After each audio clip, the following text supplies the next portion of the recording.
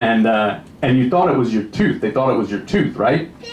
That was broken until he went in the locker room, gets it wired shut, and then comes back and bumps Parcells that he can go back in the game. The Giants were actually down in the first quarter. They were down 17-0 in that game, and they come back, catch a touchdown in the second half, and they win 20-17. So, but you want to answer that question? Well, it was 6 weeks. 6 weeks was wide shut, but he didn't get wide shut at the game. It was later. Yeah, I didn't come back with the wire. So what He didn't come back. I don't think I wrote it that way. There's not an error in the book. There's definitely not. What he's saying, it was broke the whole game. So it was broke. He didn't get wired until we got back. Wow. So that guy there, that's my hero. Slice alone. Thank you for asking. All right, this question is for William. The stomp and grind. Yes, sir. Saw you with Pepper Johnson, obviously twice. What were the origins of that? And did you was that choreographed or did you just do that on the fly? It wasn't choreographed. It was on the fly. And the origin is from Miami, Florida, my hometown. Okay. And it was a dance that, the neighborhood kids were doing. And at the time, I was like, everybody went into the locker room. I'm like, Pepper, we just won the Super Bowl. We gotta do something. And we just got prompted. That was it. Cool. In the back. For all four of you, in an era where it seemed like the 49ers had everybody's number, did you guys feel like you had their number as the one team that was able to take them down and go face-to-face with them and beat them up? That 49-3 game felt good.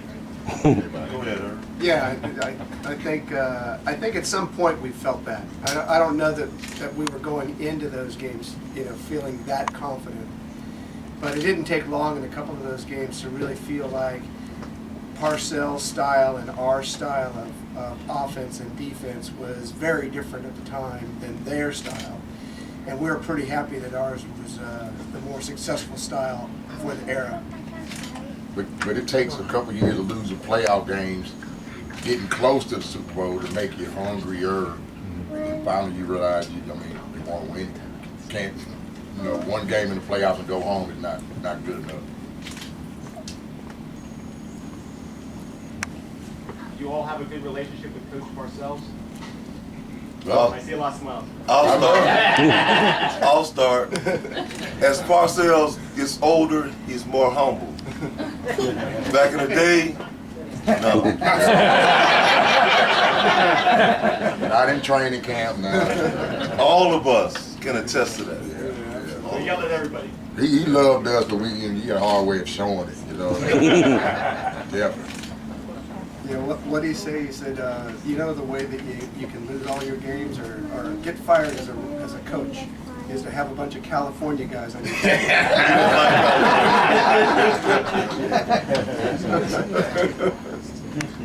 Mark, you've read the book, and I was just wondering, when we were talking before you were coming here, you said there's a lot of stuff that you didn't even realize. So I wonder, now that you were able to read it, and you come in there in '85, you're a rookie, and you're very focused and weren't aware, what kind of things that jumped out at you? I'm curious about that. Well, the New York Giants I grew up in New England, and for some reason back then there were a lot of Giant fans up there. They weren't Patriot fans back in the day. So I always grew up with a lot of respect for the Giants, and I got drafted in '85, and I didn't really know much about the NFL other than one of my buddies told me about the Giants. He said they're a good team, they got a great coach, and he knew I was a tight end, and he said they got a great tight end too, like Moab. He says as you go into a great place, you're going to be able to go, maybe sit on the bench for a couple of years, learn, and just kind of ride everybody's coattails. And so I was excited to come to New York. I thought they were a first-class organization. I thought Parcells was already kind of a living legend. I didn't realize that 2 years prior to that, he was almost fired. And if he had been fired at that point, you probably never would have heard of him, because he had already had a couple of chances at head coach. I think at Air Force, and nothing ever really materialized for him. So he was on the cusp of being a nobody. And I think our teams, without knowing it, really made him who he is. Yeah, and he's come, in his old age, he's come to acknowledge that. You won't admit it though, right? Well, he admits it now. Right. He comes and says, like, it's you guys. And I was Yeah. like, what are you talking about? You were already the big shot. And he It's goes, like when Parcells got the team from a Ray Perkins, was it? Yep. They were 3-12-1, and I was drafted. Bobby was a free agent, and that year it was a nucleus of guys. Carl Banks was one. I was in there. I can't talk right now. Gary Reasons was one, and it's like Lionel Manuel, and it was a turning point for Coach Parcells and us, because going from 3-12-1 to going to the playoffs my rookie year went 9-7. Then here comes Herb and Mark, and we just started filling in, and we got a lot of more guys, and I can't mention them all, but the corner was turning, and like Mark said, it was like almost if Parcells wouldn't got the draft of '84, which I could say set the tone because a lot of guys from Ray Perkins had to leave. And if that wouldn't have happened, my nucleus, Carl Banks, you all know Carl. Okay, I'm a lineman, came in, and it was like we had a good class. The next year, Eric Howard, Mark Collins, who was a Dorsey. We had 4 second rounders. And all of that made it happen, and here we come again. Mark and Herb, everybody just started coming to add on. And we had a good nucleus of guys that made it happen for the first one. I think the point in the book that's really interesting and fascinating to me is that I knew this part of the story, and that, you know, those years, the year immediately preceding us, but I didn't know the years leading up to that, and really how the Giant fans and the organization had struggled for a considerable period of time, longer than I thought. I thought we're going to the mighty Giants, you know, when I got drafted, and I thought, oh my gosh, you know, how yeah, exactly, how are you gonna fit into that? You know, how are you gonna become part of that? Whereas as it turns out, it was perfect for guys like me, for sure, Bobby, for sure, that, you know, didn't have big name recognition to be able to come in because they needed to change, you know, from what they were doing before. And Parcells was obviously kind of leading that charge, and these guys were the nucleus of that, and we were able to, you know, to have some success with them. I think one of the things too with Parcells, with how he looks back now, when I spoke to him, he was very clear. There was that these guys made him the coach he is. That, and this, I guess the book came out in August, and I spoke to him the previous August, and he was very, very, very clear that his closeness with these guys, it was never the same after that because they had this maturation together. And I think one of the telling things is when he gets inducted into the Hall of Fame, of all the people in football he's been a part that have been a part of his football life and his life, he chose George Martin, one of the co-captains of this team, to do the induction. Is also a telling sign of what it means to him now. Jerry, once before we go on, when he said George Martin, Harry Carson, they were the leaders, and they guided us in the right direction. They instilled in myself and all my other teammates how to be men, how to grow, and how to be professionals. And I give those guys all the credit. Mark, coming out of Notre Dame, did you think you were going to have the type of career that you had, or you were surprised with your success in the NFL? Yeah, I didn't. Big Notre Dame fan. Yeah, I mean, I got to the Giants, and it was just like my buddy had said. You know, Zeke was a great tight end, and there wasn't a whole lot of 2 tight ends back then. You know, there wasn't the 2 tight end, 3 tight end packages didn't really exist. So I figured I would just be a backup. It was great watching Zeke, it all. yeah. I mean, Exciting. there were days when I sat at practice, right, especially in the beginning of the season, as we were coming to the beginning of the season, when the offense was taking their reps, you know, and during camp I was getting some reps. Yeah. But when it was coming to the real games, you know, the people who were going to play got all the reps. I realized, yeah, they let me come in. We had like 25 team plays right in practice, and I got in on the 25th play. It was a pass blocking play. I remember thinking to myself, okay, this is how it's going to be, you know. And I was happy about it. You know, I was happy to be on the team. So no, I didn't think I was going to have that type of career, especially not that quick. Well, it's definitely exciting to watch, and everybody here agrees with me. The whole team. I'm Bring back a lot of memories. Gonna go to my tight end from the West Orange Mustangs back in the PAL days, Pat Scaglione. Mark, huge fan. Toughest hit you ever took? You carry guys all over the field. Who hit you the hardest? Me.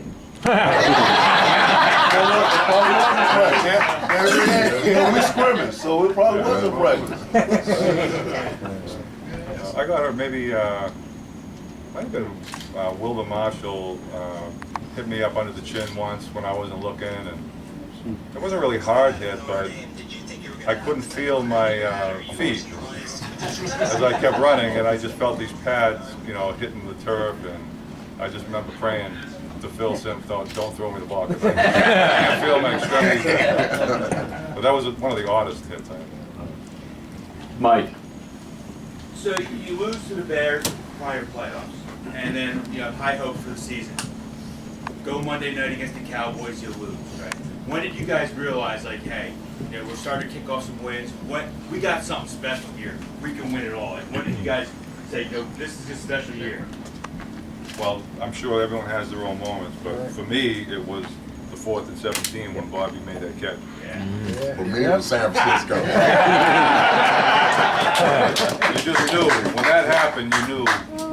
You had this feeling of destiny. Yeah, that was a destiny. Just to set a little context for that, I mean, coming into that game, the Giants they were tied with Washington in first place. The Jets had a better record at that time in the season, so even the attention and going back and doing the research, you didn't have that Super Bowl attention, and Phil Simms had come off 2 games, his worst games of his career, going 6 of 18 against the Eagles and 6 of 17 against the Cowboys, and for him to come out and have the game he had, thrown for over 300 yards, and that comeback and the improbable completion, everybody I talk to, not just these guys here, but everybody I talk to points to that as there was something destined after that happened. Yeah, right there. Yeah, you. Question for Mark and some of the younger kids here. In your opinion, in today's game, who plays the position the right way? Tight end? Tight end. Well, I don't think they have the same requirements today as they did back then. So, I mean, I don't really know, and I don't really watch it that closely. I don't know. I don't think there's a big running team anymore. A dominant running team that relies on the like a tight wide end. receiver position. 707 now. Yeah. They can't block them. There are guys who probably could block if they had to, but I mean, you don't have to. Like Rob Gronkowski probably would be a pretty good blocker, but I mean, They don't have why to block. you need them out downfield and have Brady throwing the ball. They don't Well, we have can time. agree that Larry Donnell cannot block. I don't see the Giants play that often. So, I mean, I know for certain, I know that Mark had finished his career with a different team. I know you were with the Eagles, and was there another team involved? The Browns, yeah. How difficult a transition, as a player, you've been with one organization, you've had success, you've had a great career, and for whatever business reason, they decide that you have to move on. How difficult of a transition is that to go from one locker room to the next? I mean, you just do it. You're a football player, you just go where you go, but I mean, it wasn't as difficult as it was depressing. Right. Because once you play with these guys, under a coach like Parcells, and on a team like we had, nobody ever came close to that type of camaraderie or that type of chemistry. So yeah, it was a downer, and that's when I really started playing for money. I couldn't play for the Eagles or the Cowboys if they, so I'm like, oh, I'll just retire. I didn't want to go to the Eagles, but they made me an offer I couldn't refuse. Bobby, now you and I, it's funny that a lot of the New York media I've spoken to has found you to be, where did Bobby Johnson go? He sort of disappeared. We spoke, you were very candid, very honest about what's gone on in your life. Since then, it's been in the New York Post. It's been on ESPN before Monday Night Football. It's been on ESPN.com. I'm curious, what's it been like for you to have kind of your story out there for people to see and see what you've gone through? I mean, I just hope it helps somebody. You know what I mean? I don't want anybody to go through what I went through. I mean, ridiculous. So hopefully my story helps somebody, kids, adults, who's ever going through what they're going through. Just reach out and talk about it.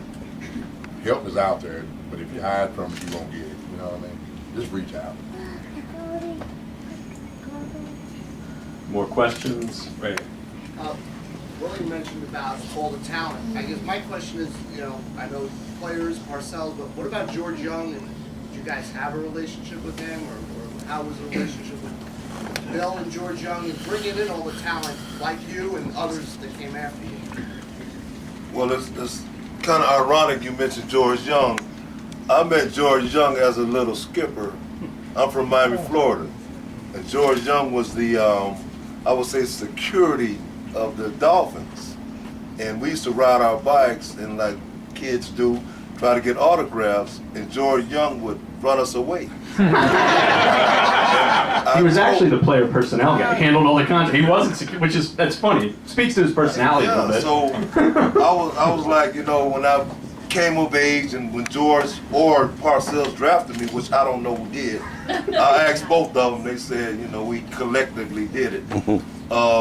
George did a good job of personnel and getting guys like Bobby, a free agent, Herb, almost the last player chosen.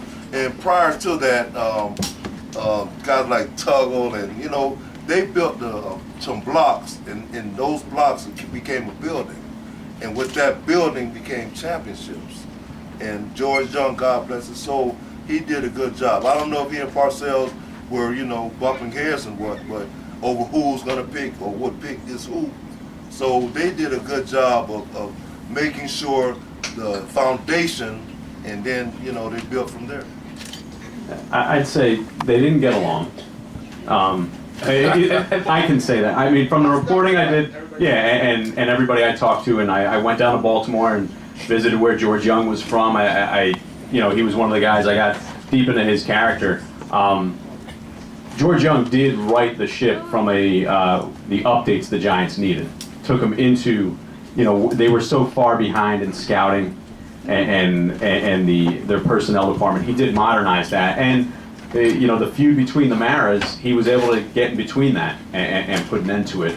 So he made a tremendous difference. Should be in the Hall of Fame. He was close before, 4-time Executive of the Year, and then he and Bill Parcells did not get along after what happened in '82, what Mark referenced earlier, when basically George Young called down to Miami to Howard Schnellenberger, who was coaching at the University of Miami, and inquired as to his interest in a job that Bill Parcells currently had. Yeah, I just want to ask all of you, how are you doing health-wise, and what do you think of the way the NFL handles concussions and injuries and the long-term health of all you veterans? Anyone? I actually limped down the steps, so. Yeah. I mean, it's a lot better now. I think because of us. We started the Players Association and all that kind of, so.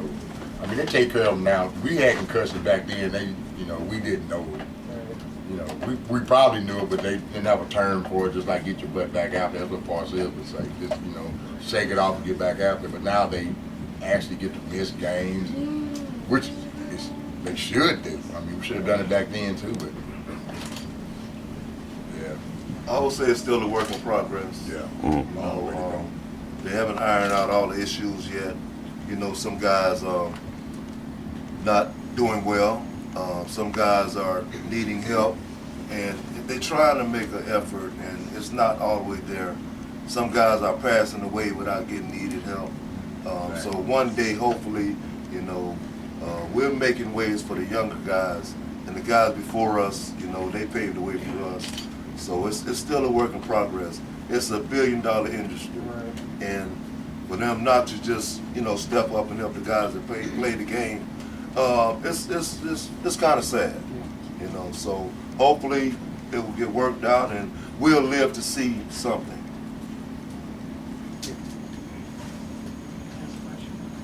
William, who is defensive lineman that you just hated to block? Dexter Manley. He liked to talk a lot. I'm gonna tell you Dexter Manley's story. Dexter was gonna send a limousine for me to make sure I get to the game. And when the reporters told me about it, I'm like, why would Dexter send a limousine? Because he wanted to make sure I come to the game to get sacks. My return was I can't send Dexter any messages because, I'm sorry, Dexter, he can't read. And I saw something on TV, he didn't learn to read until he was 30 years old. So I was right.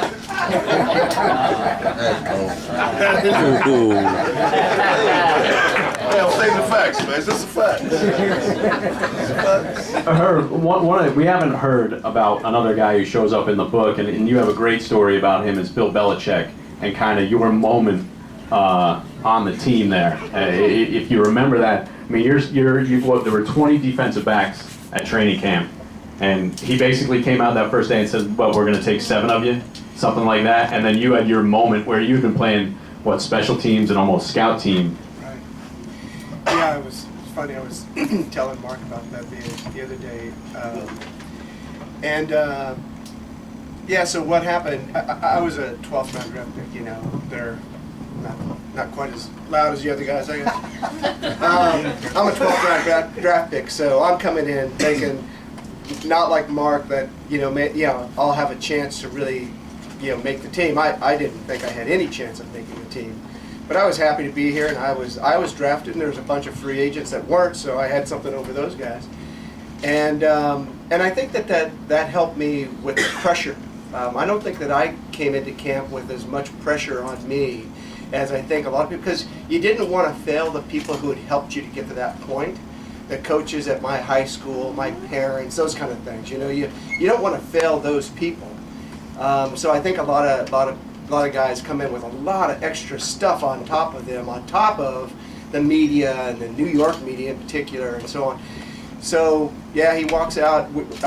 We make it to camp. At some point during that process, we're standing out there on the field in our groups, and he comes over to the secondary and says, "I just want you guys to take a look around. We're gonna." I think it was supposed to be a rah-rah speech, but he says, there's 20. I think there was more than 20 guys. There's 22 guys standing there. He says, 7 of you guys are going to make this team. The rest of you guys are going to get cut in the next few weeks here. So I need you to go out there and really perform. And I think that was supposed to mean go out and get him. I think most of the guys just looked around and just go, "Oh no, this is not going to work out so well. This is not going to work." In that, there's like 8 guys returning from last year who played on the team. There was in my draft alone, I think that there was 4 guys drafted in the secondary in front of me. And I was basketball player. I was telling Mark, there was a guy. What was his? I don't remember. Virginia, he was a point guard from Virginia Tech. Point guard from Virginia Tech, taken in the 11th round. I was taken in the 12th round. So for me, I didn't play much during the initial part of camp. Mark again pointed out when I was talking to him the other night that camp that year was extended. It was longer because we played in an extra game in the Hall of Fame game that season. So we had 5 preseason games instead of 4, so it was extended. So I thought that was a plus for me. I had another chance to, another week to show what I had. As it turns out, I didn't get to play any defense, almost the whole camp, and then eventually. I was playing scout team on offense, and eventually something happened, and I got in on a play, and I made a play. It just happened that the ball was thrown my direction, and I made a play, and it ended up kind of illustrating the difference between myself, the 12th round draft pick, and the 2nd round draft pick at the time. That I was probably more prepared to play than he was at that moment. And Bill said to me right after that, he says, "I'd like you to come out and play defense tomorrow." And I thought that was my turning point to get there. Last question, right here. So it's kind of a 2-parter. Super Bowl's not going well at halftime. What's that like at halftime? And secondly, pretty sure McConkey got one of your touchdowns in the Super Bowl. How did that feel?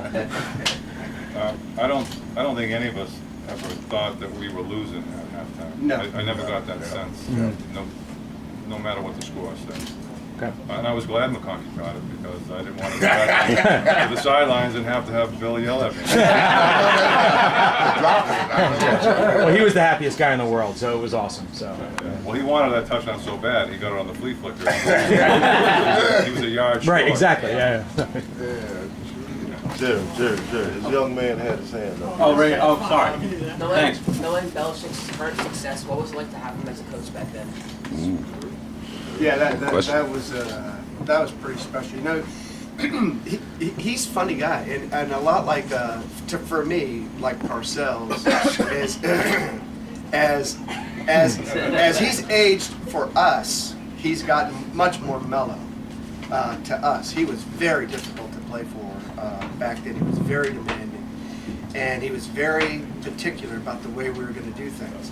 And I think that again suited me as opposed to some of the other guys who had gotten drafted before me, or some of the guys who were there before me, because I was a precise guy. I wanted there to be a rule on everything, and as long as I knew what the rule was, when they started moving around, I could figure out how to change the rules in order to make the rules work. And he was good at that. And so in that regard, we got along well. But he was very difficult to play for back then. I bet he's difficult to play for now. But to go to one of these events and hang out with him and have him tell us that you guys are the reason why I'm having the success that I'm having, and he means that sincerely, means the world to me, and I think to us, you know, as a team. It's nice that he's not giving the credit to the Browns. So thank you all.